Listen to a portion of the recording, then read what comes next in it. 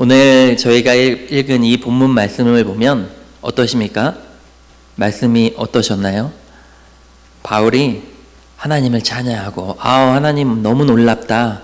하나님 참 귀하고 복된 분이다. 하나님의 행하심이 얼마나 큰지 주님의 영광과 주님의 높으심이 세세토록 있을지어다 라고 이렇게 주님의 이름을 찬양하는 내용입니다. 왜 이렇게 찬양을 했을까요? 로마서 앞장을 보면 죄인이다, 하나님의 은혜로 구원받았는데 그래도 어렵고 이런저런 얘기 계속 나오고 있는데 갑자기 하나님의 이름을 높이며 하나님이 너무 신실하시고 너무 놀랍다라고 바울은 이야기하고 있습니다. 아마도 이 앞에 그 내용들이 있지 않을까라고 생각이 됩니다. 저는 새벽에 교회에 옵니다. 그래서 새벽에 5시 이전에 도착을 하면 주차할 데를 찾습니다. 그럼 주차할 데가 보통 없습니다. 그래서 큰 길가에 이렇게 대놓고 새벽 기도가 마치고 한 7시 되기 조금 전에 언제부터 카메라를 찍는지 잘 모르겠어요. 어떤 사람은 7시부터라고 해서 저도 그 전에 나가서 차를 옮기는데 차를 옮기려고 이렇게 동네로 들어옵니다. 그 시간이 되면 보통 사람들이 출근할 시간이어서 자리가 항상 있거든요. 그래서 이렇게 딱 돌려서 오고 있는데 한 자리가 있는 겁니다. 그래서 여기다 대야겠다. 아니다. 그래도 좀 더 좋은 자리에 가야겠다. 라고 마음을 먹고 이렇게 운전을 합니다. 근데 좋은 자리가 없죠. 이렇게 삥 돌아서 다시 왔습니다. 그러면 다른 차가 이렇게 주차를 하고 있습니다. 그럼 제 마음 가운데 어떨까요? 저거 내 자리였는데. 아까 그냥 됐어야 됐는데. 이런 생각이 듭니다. 하나님에게도 선택받은 백성이 있었습니다. 누구죠? 유대인들이죠. 유대인들은 하나님의 선택받은 백성입니다. 그리고 그들 자신 스스로도 우리는 하나님의 선택받은 백성이지, 우리 하나님의 은혜를 경험한 사람들이야, 하나님의 자녀지 라는 자부심을 늘 가지고 있었습니다. 그런데 어떻습니까? 하나님의 그 복음이, 또 하나님의 그 은혜와 하나님의 구원이 유대인에게서 이방인으로 넘어가게 되었습니다. 어땠을까요? 그런 설교를 듣거나 그런 바울의 메시지를 들으면서 왜 우리가 하나님의 선택받은 백성인데 왜 하나님의 구원이 우리에게서 이방인에게로 넘어갔다라고 이야기했을까? 저거 내 자리인데, 저 천국 자리 저거 내 건데 왜 저렇게 이야기할까? 이런 불평스러운 마음들도 있지 않을까라는 생각이 듭니다. 그런데 오늘 본문 11장 12절 말씀에 성경은 이렇게 말합니다. 그들의 넘어짐이 세상의 풍성함이 되며 그들의 실패가 이방인의 풍성함이 되거늘 하물며 그들의 충만함이리요 라고 말합니다. 이 유대인들이 넘어져서 세상이 풍성하게 되었고 유대인들이 실패함으로 인하여서 이방인들이 풍성함, 구원을 얻게 되었다라고 말하는 것입니다. 그리고 그 이후에 16절, 17절에 아주 재미있는 비유를 한 가지 말씀하고 있습니다. 젖부침에 대한 비유인데요. 젖부침을 아시나요? 아마 학교 다니실 때 배우셨을 것 같아요. 나무나 이게 위에 딱 잘라서 거기에 다른 가지를 붙이면 가지가 밑에 뿌리로부터 영양분을 얻어서 자라게 된다라는 이런 것이죠. 제가 인도에 있을 때 일입니다. 인도에 가려면 공항을 항상 거치거든요. 그래서 저희는 이제 인도 들어갈 때 항상 저가 항공을 타야 했습니다.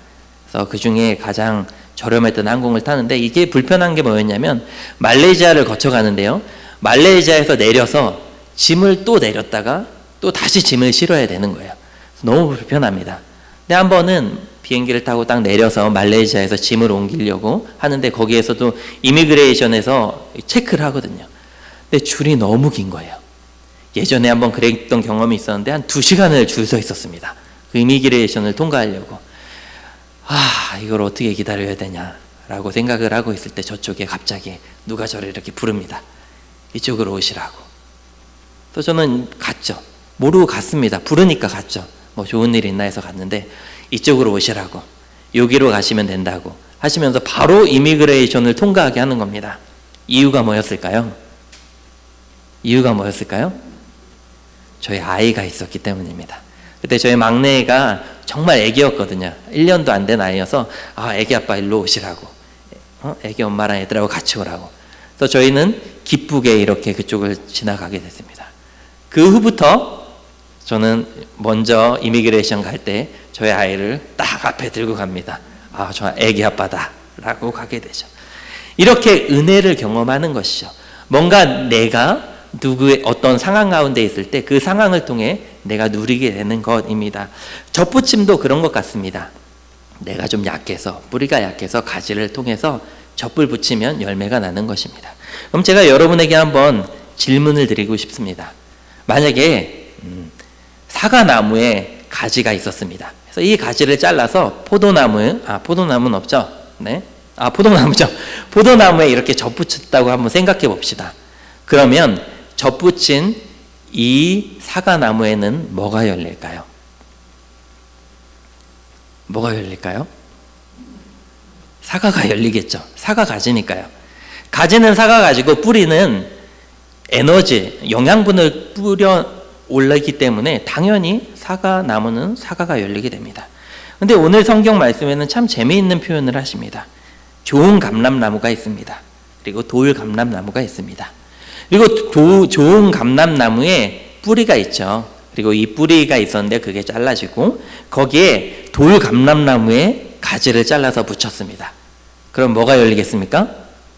돌 감람나무가 열려야 되죠. 근데 성경은 말합니다. 장 감람나무가 거기서 좋은 감람나무가 열린다라는 것이죠. 어떻습니까? 앞뒤가 안 맞죠. 우리의 생각으로는 너무 앞뒤가 안 맞는 말입니다. 왜 하나님께서 이렇게 또 바울은 이것을 이렇게 표현할 건가요? 그것은 불가능한 일이 가능해지게 된다라는 것이죠.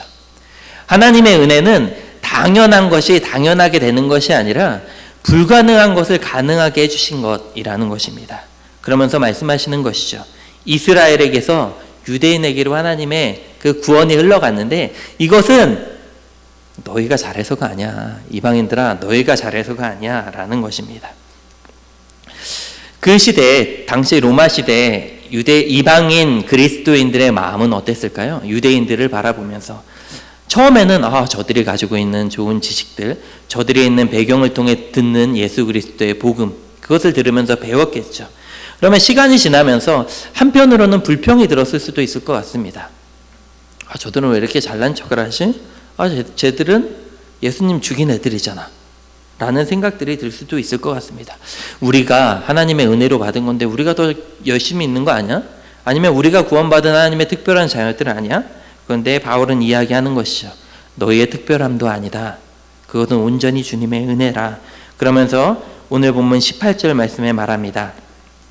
그 가지들을 향하여 자랑하지 말라. 자랑할지라도 내가 뿌리를 보존하는 것이 아니요 뿌리가 너를 보존하는 것이다 라고 말씀하시는 것입니다. 이 말씀 그대로죠. 하나님은 우리에게 말씀하십니다. 은혜로 우리는 구원을 얻었다. 그리고 자랑하지 말라고 말합니다. 그리고 20절 말씀에 말합니다.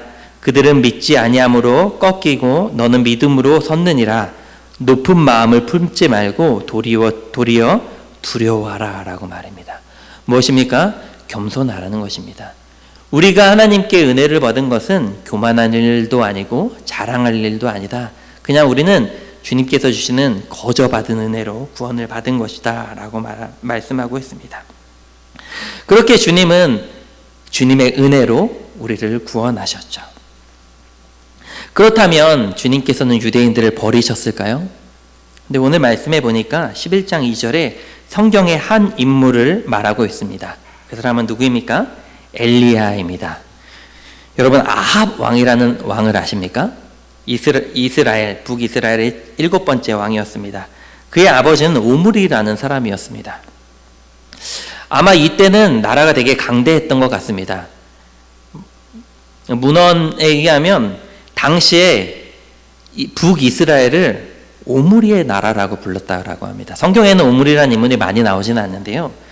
당시에 북이스라엘에 대해서 저 오므리의 나라라고 이야기했습니다.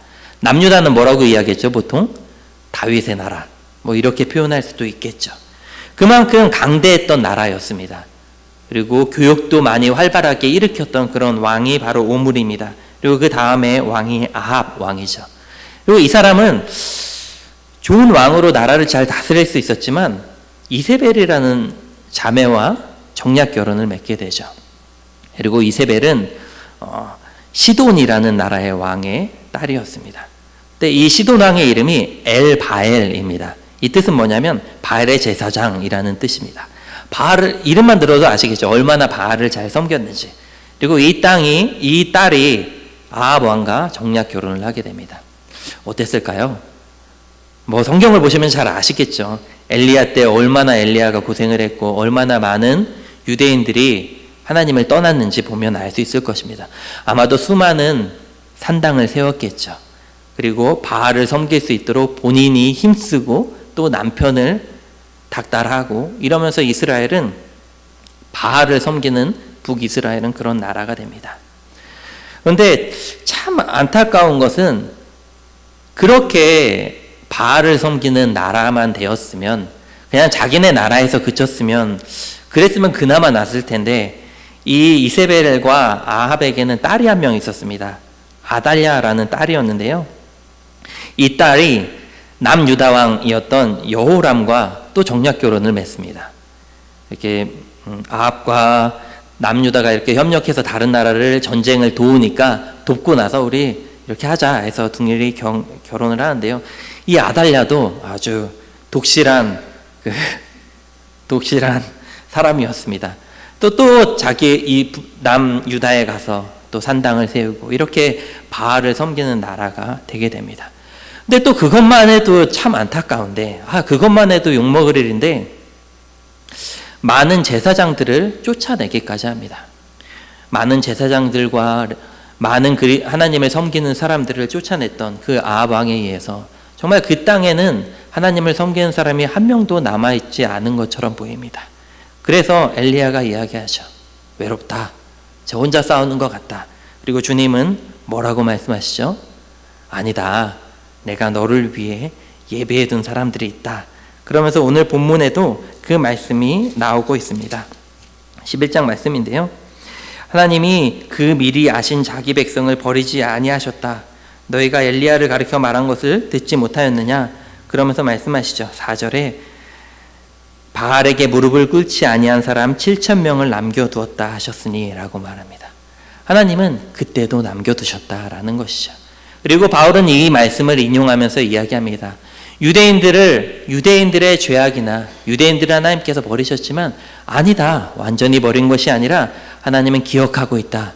그리고 그들을 긍휼히 여기고 있다. 그리고 그들을 위해 이렇게 남겨두었던 것처럼 지금도 남겨둔 사람들이 있다라고 말씀하시는 것입니다. 당시 성경을 보면 잘 아실 겁니다. 많은 유대인들이 예수 그리스도를 핍박하고 또 예수 그리스도를 죽이라 막 외칩니다. 그렇지만 말하지 않는 많은 그리스도인들이 있었죠. 그렇게 남겨진 자들이 있다라는 것입니다. 소망함이 보이지 않는 중에도 믿는 자들이 있다라는 것이죠.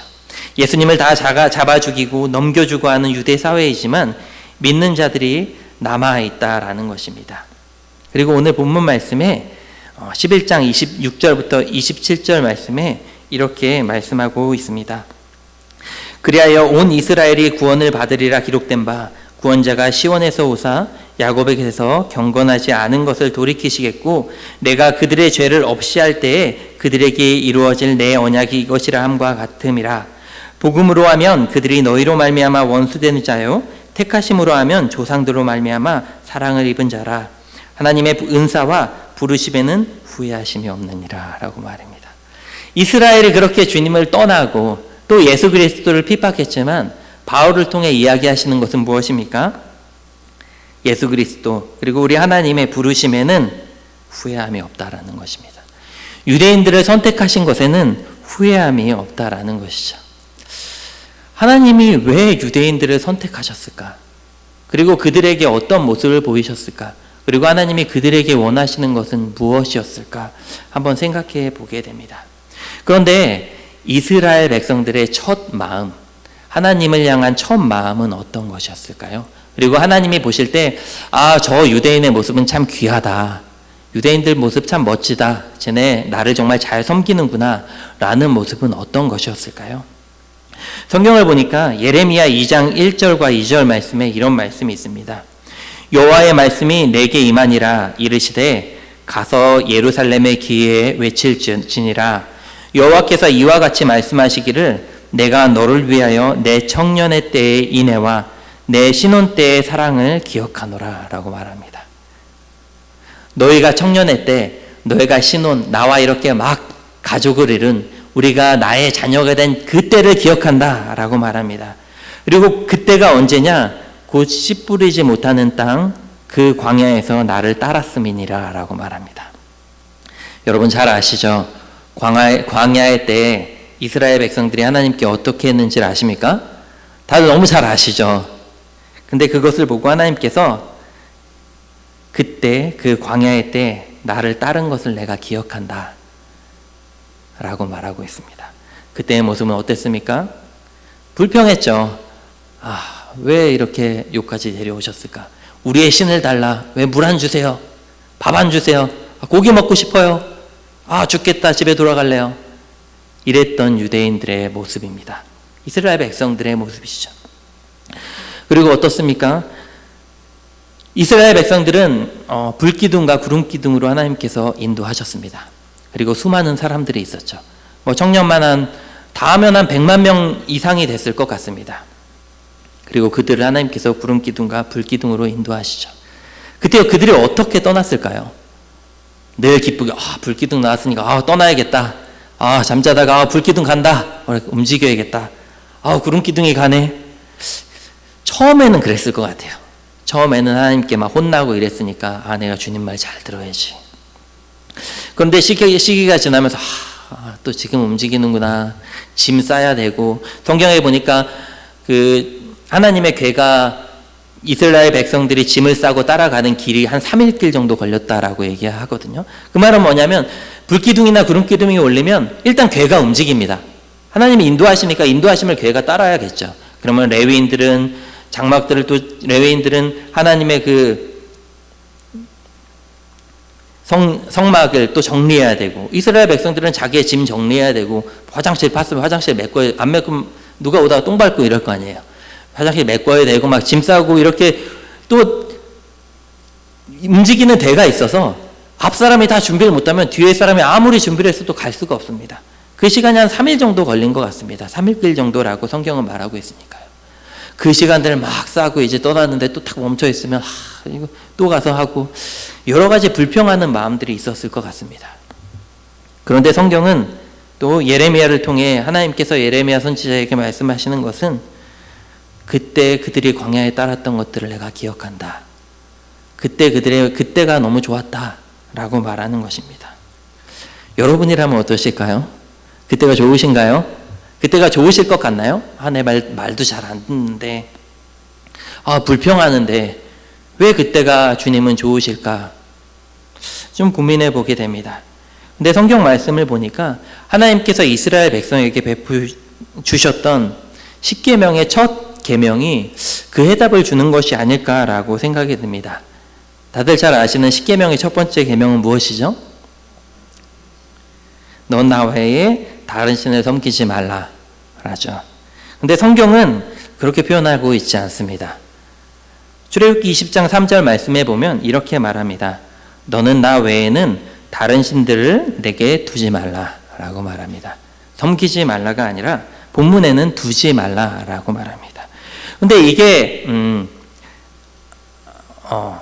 맞긴 한데요. 이 단어나 문맥이나 하나님께서 말씀하시는 것이 맞긴 한데 원문에 표현하는 것하고는 조금 다른 것 같습니다.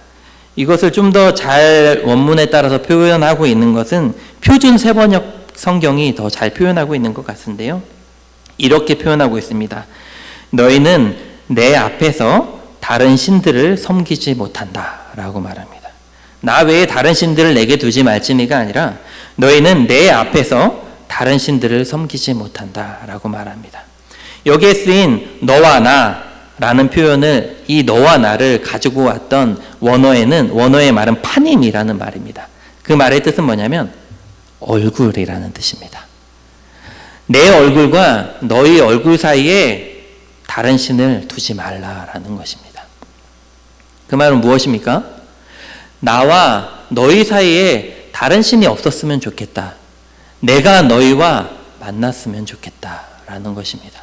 나와 너 사이에 다른 것 없이 그냥 나는 너와 교제하기 원한다라는 것이죠. 그럼 어떻습니까?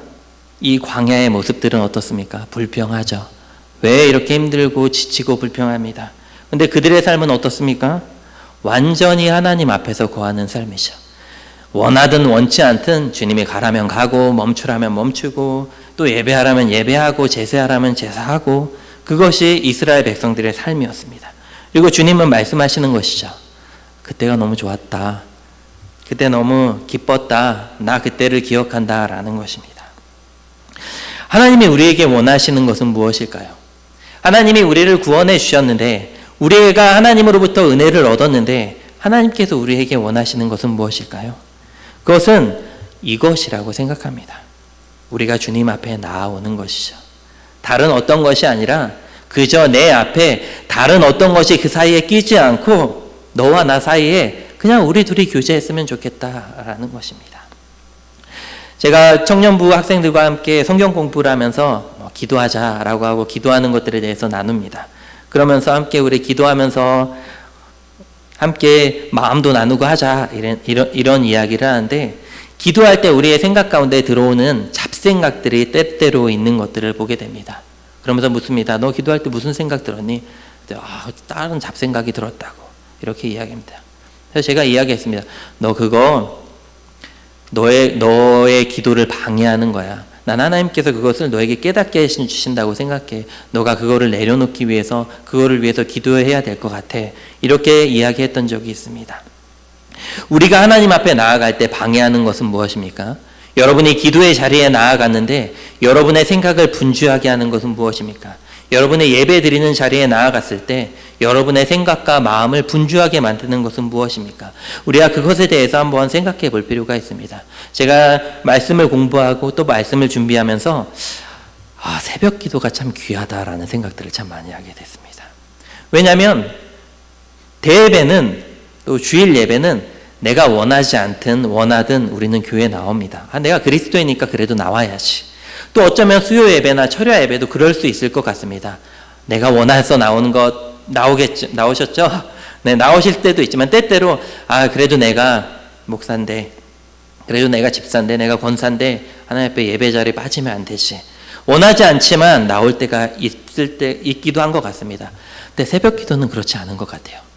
내가 정말 기도하고 싶어서 하나님께 간구하기 위해서 하나님을 찾으러 나오는 그 예배라는 생각을 들면서 새벽 기도에 나와서 기도한다라는 게 참 귀한 것이구나. 정말 하나님 앞에 내가 얼굴과 얼굴로 맞대어 주님 앞에 나오는 것이 아닐까라는 생각이 들었습니다. 이것이 저는 우리가 주님 앞에서 가져야 할 마음 자세가 아닐까 싶습니다. 오늘 바울은 말합니다. 저희가 읽었던 본문 말씀이죠. 깊도다 하나님의 지혜와 지식과 풍성함이, 그의 판단은 헤아리지 못할 것이요 그의 길은 찾지 못할 것이로다. 누가 주의 마음을 알았느냐? 누가 그의 모사가 되었느냐? 누가 주께 먼저 드려서 갚으심을 받겠느냐? 이는 만물이 주에게서 나오고 주로 말미암고 주에게로 돌아감이라. 그에게 영광이 세세히 있을지어다. 아멘. 여러분, 주님이 우리에게 베푸신 것이 이렇게 놀라운 일입니다. 단지 유대인들의 죄로 인하여서, 그들이 주님을 떠남으로 인하여서 그 구원이 우리에게 온 것이 아니라 그것을 통하여서 또 유대인들을 구원하시려는 하나님의 계획. 그러면서 바울은 말하겠죠. 이렇게 그들이 하나님을 시기하는 마음, 그 마음이 생겨나는 것으로 통하여서 하나님께 나오면 그것을 위해서도 나는 열심을 내겠다라고 오늘 본문 말씀 중간에 이야기하고 있는데요. 그것이 하나님의 마음입니다. 하나님의 계획이죠. 우리가 그것을 감사함으로 나아갔으면 좋겠습니다. 우리가 그것을 기억하셨으면 좋겠습니다. 그리고요, 우리가 이 십계명 1장의 말씀처럼 우리가 얼굴과 얼굴로 하나님 앞에 나아가며 그리고 날마다 주님을 기억하며 살아가는 저희가 되었으면 좋겠습니다.